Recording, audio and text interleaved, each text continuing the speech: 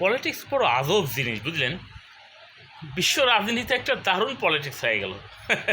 এই যে আমাদের সারা ওয়ার্ল্ড মাতানো নেতা আর কি, ডোনাল্ড ট্রাম্প, উনি এই সম্প্রতি চীন সফরে আসছিলেন। তো চীন সফরে আসার পরে আমরা দেখলাম বিভিন্ন মিটিং সিটিং সবই চললো।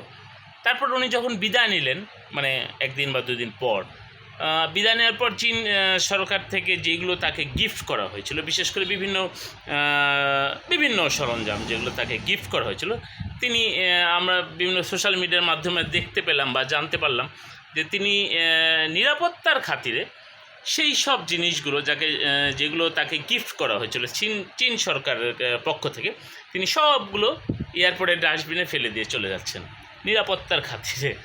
আমার প্রশ্ন হচ্ছে, আপনি তো চীনে ছিলেন, ওখানকার হাওয়া লাগিয়েছেন, বাতাস লাগিয়েছেন, খাবার খেয়েছেন, হাগু করেছেন, মুতু করেছেন।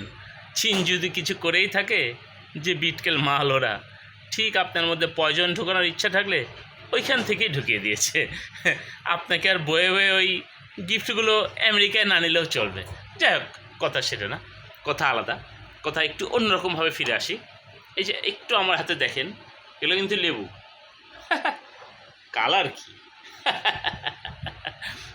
এই লেবুর আবার পলিটিক্স আছে। মানে এই লেবু যখন ক্ষমতায় থাকে তখন মনে করেন এর তেলই আলাদা, মানে রসের টয়টম্বু।